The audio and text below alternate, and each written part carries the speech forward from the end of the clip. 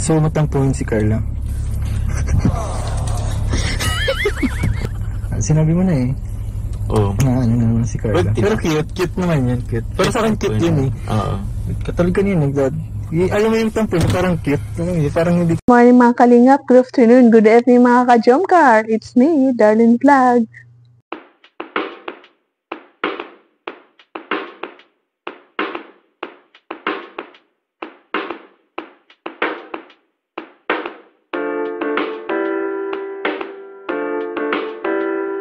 So, andito naman tayo mga ka-Jomcar, mga kalingap. Tuloy-tuloy lang po ang ating pagchichikahan. So, bago tayo mag-reaction sa naman sa mga short clip ng ating naipon or mga vlog ni Kalingap Rab, huwag niyo kalimutan, please, shoutout natin si Kuya Bal Santos Matuwang, at ang kanyang may bay na si Athena Vlog, si Kalingap Rab, ang presidente ng Karipa, si Sibrador, si Kuya Noli, isang Karipa, at Kalingap Warriors, siyempre si Oreda TV, ang ating kapwa reactors, at si Kalingap Jomar.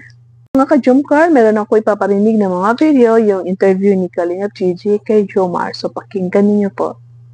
Circle na kasama siya. So, tawag niyon, siya naman po isa na yun na magtawag ng ganyan sa lahat. Let's, baby, mga ganyan. Alam mo ba yun? Ganun na talagang tawagan. Ganun naman talagang tawagan. So, pero walang meaning.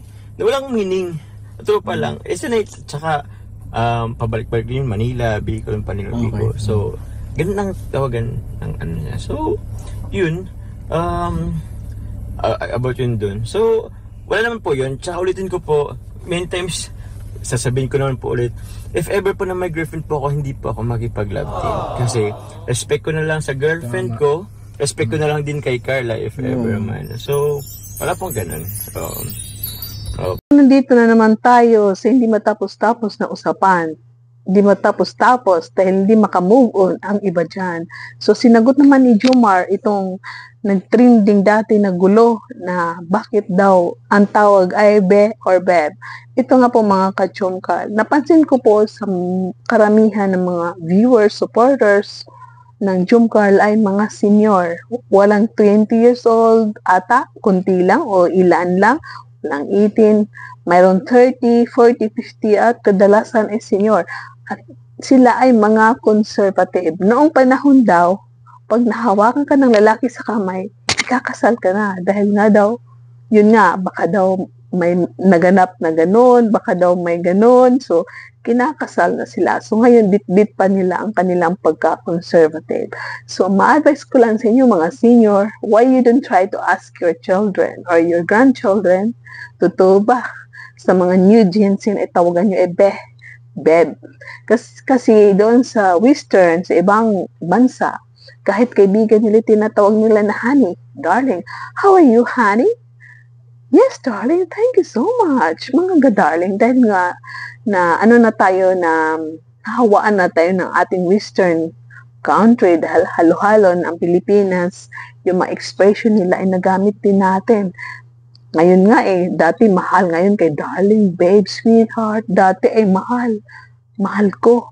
So, di ba po? So, yun nga po, tanungin yung mga apo ninyo, mga anak ninyo, pamangkin ninyo, kung ganito ba ang tawagan ninyo. Okay ba ito? Dahil may mga word to sa Pilipinas na ganyan ang tawagan nila, be or beb. At ito daw mga kaibigan ni Jomar, kaibigan rin ng ibang keyboys, ang babae na ito umuwi sa Naga, Maynila. So, ganun nga po. So, tama na po ang pagka-conservative. Dapat isipin natin ng mga bagay na yan na isang tawagan, isang bagay lang na sila lang nakakaalam dahil nga po, best friend sila. So, huwag nating halukayin dahil tayo mga ka-Jomcar, mga sumusuporta sa Jomar ay support ay sa teleserye ng buhay nila sa Kalingap, hindi yung personal na buhay nila ay hahalungkatin din natin. So, dapat good vibes lang tayo para tuloy-tuloy ang Jomcar. So, yun. I don't need naman na magpaliwanag kasi ilang mas mo sinabi yun. Di na kailangan mag-elaborate na masyado. Di na kailangan mag-elaborate masyado. Yun lang yun. Basta kung anong sinabi mo, yun na yun. Yun na yun. Pero sa mga hindi bahala po kayo. Baka, pwede nyo naman pong dagdagan kung anong gusto. Gawa po kayong kwento. Walang problema. Gagawa nila yun ng story. Oo. Ganun talaga yun, bro. Ganun talaga yun. Tama rin po si Kalingap Jomar. Kung ayaw niyo maniwala, di wag. Diba? Huwag na lang bilitin. Kung ayaw niyo maniwala, diwag. Dahil ang naniniwala kay Jomar ay tiwalang tiwala. Hindi naman kayo pinipilit kung ayaw niyo maniwala. Pero sabi nga ni Jomar, pwede niyo dagdagan ng kwento kung gusto niyo gumawa ng kwento. Pero importante, pag gumawa kayo ng kwento, mayroong character, may bida, may kontrabida. So, ganun nga po. Dahil pag ang gumawa ka ng kwento, gumawa ka ng story, kumpleto ang karakter. So, kayo dyan na mahilig gumawa ng kwento, dapat yung mga kwento niyo ay kumpleto, di ba po? So, yung mga naniniwala kay Jomar, tiwalang tiwala, andyan na sila. Pero kayong hindi naniniwala, wala kaming mapipi, wala kaming magagawa kung ayaw nyo maniwala. Pero kung gusto nyo maniwala, support na lang kayo sa mga serye, sa love team ng Jomcar, na kung gaano sila ka-okay, dapat okay din kayo. Huwag na kayong gumawa ng kwento, huwag na kayong magbas. Dapat move on na tayo, kalimutan na natin ang past. Hindi naman, bro. Pero di ba hindi naman yung tawagan niyo ni Carla yun? Ah? Hindi pa. Ewan ko lang kung ano. Ano ba yung pinaka-simplest na tawag mo sa kanya? Ah? Saan kasi, Carla pa with feelings. Ano Carla with feelings? Kapag naririnig mo yung Carla, Ha? ano yung nafe-feel mo? Okay lang. Ganda. I mean, basta, iba. May magic kasi, bro, eh. May magic ka rin. Magic, syempre. Parang hindi mo siya maipaliwanag din. Hindi mo siya kapag Carla. So, Iwan ko si Jomar. Pero kung naalala natin, nung unang magkita si Carla at si Jomar, ang tawag ni Jomar kay Carla ay, Carla, di ba po?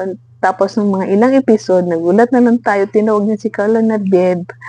At hanggang sa tinawag siya na bebe ko. Hanggang sa ito si Carla, tinawag na kay Jomar ay Chubby Bunny dahil ngayon malusog at nag-trending ang tawagan na Chubby Bunny. At ito si Jomar ay, yun nga po, special daw. Gusto niya yung Carla lang with feelings. At pag naririnig niya ang pangalan na Carla ay parang kumikisla pangalan niya. Siguro na-inspired siya. Siguro kinikilig siya. Kahit Carla lang, kahit naririnig niya ang Carla. So may something special ang Carla. So Carla lang tinatawag niya kay Carla with feelings. Special feelings. Joke lang. kayo nagtatrabaho ko para kay Carla. Mix up sa family. Para sa future. Tatrabaho tayo para sa future. Kasama niyo ba si Carla sa future? Pwede. Ba't pwede? Pero yung present kasi. Narinig niyan. Kasama si Carla sa future ni Jomar. Basta wala ng present. So, siyempre, normal sa atin na tayo nagtatrabaho para sa future natin. Kung sino man yung iniisip natin na future natin, hindi natin alam kung sino yung future natin. Siyempre, kaya tayo nagtatrabaho para sa family, para sa future natin.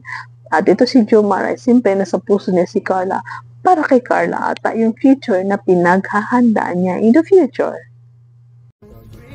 Handa na ba kayo? Yeah, rated K ka ba? Hindi naman kayo sa future. Kung sakaling... Naghahanda pa? Bala na. Kaya nga tayo nagtatrabaho. Joke lang. kayo nagtatrabaho ko para kay Carla. Mix up sa family. Para sa future. Tatrabaho tayo para sa future. Kasama niyo ba si Carla sa future? Pwede. Ba't pwede? Pero yung present kasi. Uy, grabe. Present future. Kasi na yun, oo. Basta present and future siya. Oo. Huwag lang past. Huwag lang po. Hindi naman nga siya kasali sa past yun. Wala. Diba nakakakilig yun? Basta walang sa past, present at future ay si Carla. Pinaghahandaan niya ang kanyang future para sa future niya. Siyempre, kasama si Carla sa future niya na kanyang haharapin in the future. Present kasi. Uy, grabe. Present future. Kasi na yun, oo. Basta present and future siya. Oo. Huwag lang past. Huwag lang po. Hindi naman nga siya kasali sa past yun. Wala. So, ilang percent? Bro? Ito. Ilang percent ba? Ayoko bro magsabi bro kasi baka mag-isa na naman yun. Ha? Kay Carla. Kay Carla? Oo, ilang percent? Di ka lang kay Yung pagka-share mo. Ay, pagka-share mo sa kanya. Ano bang ano? Grabe. Secret. Kasi wag lang muna kasi ayoko magkaidea muna sila ng ano. Huwag kayong ano. Mahirap na din. Basta kayo na lang po yung Talaga ni Kalingap JJ, yun nga po, di ba? Sabi niya na kasama si Carla sa kanyang pangarap in the present at saka future, wag lang ang past. At tinanong nga siya ni JJ, ilang percent? Ano bang percent yun? Percent na kasama sa pangarap o present na percent na kasama, iwan ba? Ano ibig sabihin? Ba't na itanong ni Kalingap JJ yung percentage? Pero sabi nga ni Kalingap Jomar nga secret, sumabuti yun, secret na lang isasagot mo, Kalingap Jomar. Sa lahat ng mga nagtatanong, minsan pag alanganin ka secret, dahil minsan pag may nasabi tayo lumalabas sa ating bibig, minsan inaano tayo, ano ba yun? Tinatanong, sinusumbatan tayo minsan in the future, bakit mo sinabi ito pero hindi natupad? Sabi mo ganito pero hindi natupad. So, mas mabuti, yun nga, tama yung sinabi mo na secret. So, yun na lang, sagutin mo lang sila lagi na secret. Yung ikaw lang ang nakakaalam at ang Panginoon ang nakakaalam dahil yun nga po, mas mahinahon, yung secret na lang ang mga sagot at plano mo. Di ba po mga ka-Jom Carl? Tama namin sinabi ko ba? At tama rin yung sinabi ni Jomar na secret na lang para walang gulo kasi minsan may lumalabas sa ating bibig. Tapos narinig na iba, sinusumbatan tayo. So, mabuti na lang, secret na lang. Sino unang nag-good morning? Carla or ikaw? Paminsan-minsan.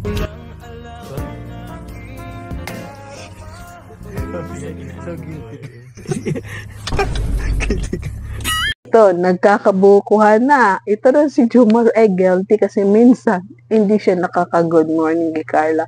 So, tama naman po yun. Minsan palitan. Di ba po? Minsan ang lover, ang girlfriend, siya ang mag-good morning. Ang lalaki, siya naman ang mag-good morning or mag-good night. Palitan kung sino unang magising. Ang dapat kasi, ang maganda kasi sa relationship, kung tulog ang bawat isa, same time kayo, at LDR, sino unang nagising, siya ang mag-good morning. At minsan ang isa naghihintay ng sagot, sabi na bakit kayo hindi siya sumagot? Alam naman natin na tulog ang isa pag LDR. Tapos mag-good morning naman siya pag gising niya. Huwag natin hantayin na agad-agad ay naka-reply. So minsan yung inaamin ni Jomar na guilty siya, minsan hindi daw siya nakaka-good morning. Pero inaamin niya sa video na ito na minsan siya ang nagsasabi, nagtatanong kung kumain ka na ba. Guilty or not guilty? Guilty or not guilty? Nagsusuyo. Guilty? Yeah. Matampuhin ka. Guilty or not guilty? Oh, guilty. Ay, hindi. Not guilty.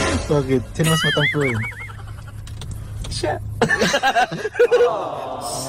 Tama naman mga ka-Jomar, kasi minsan sabi natin, Jomar, dapat sunduin mo si Carla.